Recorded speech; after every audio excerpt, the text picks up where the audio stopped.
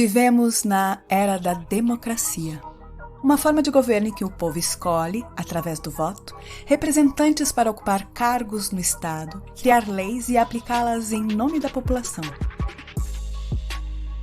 Desde o fim do século XVIII, revoltas explodiram nos 5 continentes para derrubar reis e imperadores, instaurando governos onde qualquer pessoa pudesse concorrer a um cargo e representar sua comunidade, classe, crença ou povo.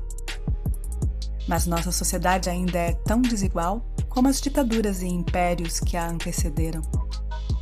O fim do colonialismo, da escravidão formal e a inclusão das mulheres no trabalho e na política não bastou para acabar com as desigualdades de classe, com o racismo ou o patriarcado. O que vimos foi apenas gente da nossa cor ou gênero praticando as mesmas políticas que excluem a maior parte das pessoas, mantendo o abismo entre as pessoas ricas e pobres. O que falta então para que a sociedade seja realmente livre e igualitária? Mesmo após as revoluções socialistas ao redor do mundo e o fim das ditaduras civil-militares na América Latina, os novos governos mantiveram as instituições criadas por impérios para dominar e oprimir os povos. Exércitos, polícia, prisões, fronteiras, sistemas judiciais e a divisão entre governantes e governados, trabalhadores e administradores. Essas instituições foram criadas para proteger a classe dominante, na época a nobreza. Hoje, protegem elites financeiras ou a cúpula de um partido. Quase todo movimento, eleitoral ou revolucionário, que tentou tomar controle do Estado, acabou reproduzindo as mesmas dinâmicas de dominação e opressão. Como esperar que haja igualdade se a sociedade está sempre dividida entre quem manda e quem obedece? Como esperar que quem controla instituições como polícias e prisões trabalhe por justiça e para o bem comum? Votar em representantes é a única ou a melhor ferramenta para ter nossas vozes ouvidas e nossas necessidades atendidas em sociedade? Se eleições não representam nem dão voz à esmagadora maioria das pessoas, o que deu errado? O que pode ser melhor que votar? Regimes absolutistas são naturalmente instáveis. O tirano que governa de acordo apenas com seus desejos e humores facilmente desperta a revolta das classes oprimidas e disputas internas entre membros da elite. Quando os povos derrubaram as monarquias, novas elites, como a burguesia, correram para controlar as novas formas de governar. Descobriram então que o voto é uma ótima ferramenta para pacificar a revolta de grupos que se sentem excluídos dos processos políticos. Em vez de se rebelar para derrubar um rei, por que não esperar mais 4 anos e eleger um novo presidente? O poder de decidir continua na mão de poucas pessoas. Mas agora ninguém pode dizer que as pessoas não são ouvidas. O voto se tornou uma ferramenta para legitimar governos, enquanto transfere nossa capacidade de agir e mudar a realidade para políticos profissionais, limitando a participação popular a uma única pergunta: quem vai mandar? Todas as outras questões serão decididas apenas por quem for eleita para isso. Se queremos nos candidatar às eleições, precisamos de dinheiro, influência, alianças com diferentes partidos e vastos recursos para ter alguma chance de ganhar. Em resumo, o voto é um mecanismo que limita a participação da maioria, enquanto permite que uma minoria use campanhas milionárias para chegar ao poder. Assim, as mesmas elites e famílias se revezam nos governos, enquanto muitas pessoas passam décadas como parlamentares, monopolizando cargos por gerações. Suas atividades são unicamente governar. Sendo assim, é difícil pensar que podem representar alguém além de sua própria classe de governantes. Um dos maiores argumentos em favor da democracia representativa é a suposta garantia de que o povo escolhe quem vai comandar por um tempo limitado. Através do voto, podemos tirar do poder quem não trabalha pelo bem comum. Além disso, a divisão dos poderes em executivo, legislativo e judiciário, regulando e vigiando uns aos outros, seria uma proteção contra o surgimento de regimes autoritários. No entanto, muitos dos piores regimes da história tomaram controle do Estado através das eleições. Adolf Hitler, por exemplo, chegou a chanceler da Alemanha pelo partido nazista de forma democrática. O voto da maioria das pessoas que podem votar não é o mesmo que o voto de todas as pessoas, nem é o suficiente para impedir que tiranos ou racistas cheguem ao poder. Jair Bolsonaro, Donald Trump e Rodrigo Duterte foram eleitos mesmo promovendo discursos de ódio, racistas e machistas. E nem foram escolhidos de fato pela maioria. Trump nem mesmo obteve a maioria de votos e Bolsonaro foi eleito pelos votos de menos de 40% do eleitorado. Outro problema da democracia representativa é que ela permite medidas que excluem e oprimem pessoas da mesma forma que as piores ditaduras.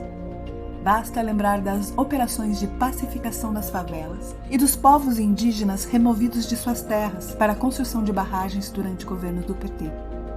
Para pessoas de grupos marginalizados ou cuja existência e cultura são um obstáculo para as forças coloniais e capitalistas, a democracia pode ser tão violenta quanto uma ditadura, mesmo sob um governo de esquerda. Às vezes, surge alguém com um discurso que resume o que todo mundo vinha sentindo e dizendo há muito tempo. Alguém que parece vir de fora do mundo da política e que é realmente como nós. Essa pessoa nos convence de que o sistema pode ser reformado e funcionar de verdade com justiça e igualdade se as pessoas certas estiverem no poder. Assim, muito da energia que seria usada para combater o sistema e promover mudanças diretas é usada para apoiar mais um governo que inevitavelmente vai nos decepcionar. E ao final, a estrutura estatal sairá com mais legitimidade e nós, com menos prática e experiência em ação direta e auto-organização. Essas candidaturas alternativas só recebem tanta atenção e apoio pois são moldadas nos sentimentos populares. Muitas vezes são tentativas de chegar ao poder se escorando nos esforços dos movimentos sociais e de base, cooptando suas lutas. Mas suas propostas e ações não atingem a raiz dos problemas e se limitam a maquiar problemas estruturais. Mudam o discurso, mas são sempre meras gestoras da política e da economia, como qualquer outra antes dela. Sendo assim, deveríamos investir nossa energia apoiando esses movimentos ou em construir mobilizações que criem pressão suficiente e façam os governos ceder às nossas reivindicações e necessidades mais radicais. Em outros momentos, nos aterrorizamos com a possibilidade do país ser governado pelo pior candidato possível. Mas o maior problema é a concentração de tanto poder em instituições como o governo. Não fosse por isso, não teríamos tanto medo de que pessoas autoritárias, fascistas e racistas tomassem o poder sempre que há uma eleição. Enquanto existirem estados e outras instituições que concentram poder, sempre haverá risco de que fascistas tomem o controle e ameacem nossa liberdade e nossas vidas. Mais do que nos desesperar para tentar colocar alguém que nos representa no topo dessas instituições, precisamos construir formas de poder distribuído e descentralizado que tornem essas instituições obsoletas. A democracia é um jogo, onde os resultados podem mudar, mas as regras continuarão as mesmas. Como num videogame de mundo aberto que cria a ilusão de que temos liberdade para fazermos nossas próprias escolhas, quando na verdade as únicas escolhas possíveis são aquelas criadas por quem programou o jogo. É claro que existem diferenças entre Lula e Bolsonaro, entre Obama e Trump, mas as mudanças feitas por um governo dentro da democracia, mesmo que com competência e boas intenções, são muito restritas e podem ser facilmente desfeitas pelo seu sucessor. Por isso, o mais importante é investir nossa energia em caminhos mais efetivos, nos opondo ao poder do Estado e todas as instituições que concentram o poder que é arrancado de nós. Precisamos de ferramentas mais eficientes para evitar que tiranos controlem o Estado. Precisamos garantir que quem não consegue vencer eleições tenha sua existência e suas necessidades protegidas. Quantos séculos mais serão necessários para que concordemos que a democracia representativa não pode cumprir suas promessas? Mas, se a democracia representativa serve apenas para nos manter sob controle das novas elites na modernidade, o que pode existir além do voto e das eleições? Como aplicar as mudanças que queremos sem esperar que governos e capitalistas decidam por nós. O voto é como um emprego. A única coisa pior do que viver com um é termos que viver sem.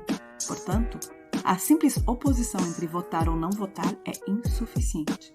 É preciso reformular a questão. Algumas pessoas vão dizer que é preciso boicotar as eleições. Outras dirão que quem não vota ou vota nulo não pode reclamar. E ainda acusarão essas pessoas de ter permitido que fascistas como Bolsonaro chegassem ao poder. Mas, independente de votarmos ou não, precisamos de formas de distribuir o poder, a capacidade de tomar decisões e aplicá-las em nossas vidas sem esperar por ordens ou permissões. A realidade nos mostra que participar da política eleitoral significa abrir mão de construir uma força coletiva para entregar ainda mais poder e legitimidade às instituições políticas, que amanhã podem estar nas mãos de ditadores e autoritários, seja por um golpe de Estado ou através de eleições democráticas, como fizeram Bolsonaro, Trump e Hitler. Portanto, ao invés de apenas pedir para alguém votar ou não, que tal experimentarmos formas de ação política que façam diferença concreta e imediata para nós e nossas comunidades, para que possamos agir diretamente sobre as questões importantes para nossas próprias vidas. Existem diversas ferramentas e caminhos que podemos buscar que, ao invés de tirar o poder de nossas mãos, empodera a nós e a nossas comunidades, como a ação direta, a tomada de decisões por consenso, a busca pela autonomia, a construção de federações e redes interdependentes, formas transformativas de abordar conflitos, a criação de espaços de encontro e troca e diversas outras possibilidades que fomentam a descentralização, a horizontalidade, a solidariedade, o apoio mútuo e um mundo mais igual, justo e livre. Não espere por permissão ou liderança de alguma autoridade. Não implore para que algum poder superior organize sua vida para você. Tome a iniciativa com sua comunidade.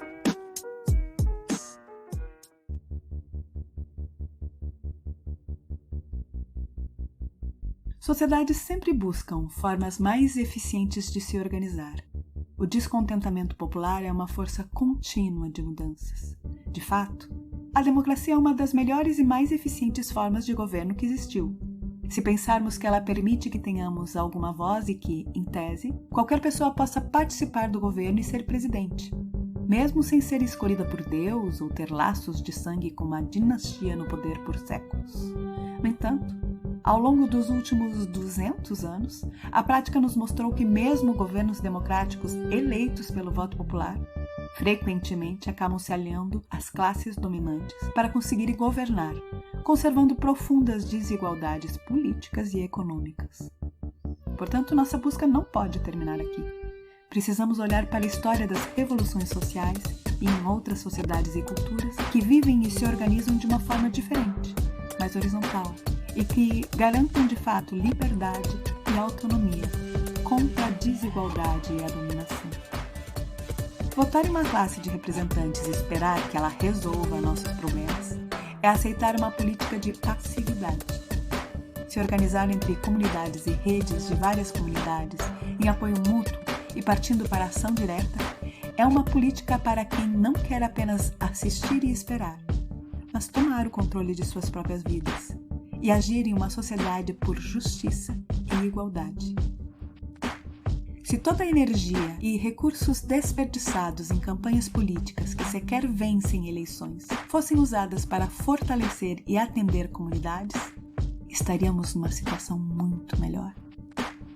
Por que não testar algo radicalmente diferente desde agora? Se para muitas pessoas a democracia burguesa e o capitalismo parecem algo invencível e do qual não podemos nos livrar, vale lembrar que os impérios, a escravidão legalizada e o direito divino dos reis também pareciam invencíveis, até a véspera de sua queda. Não importa quem será eleito, nós seremos ingovernáveis.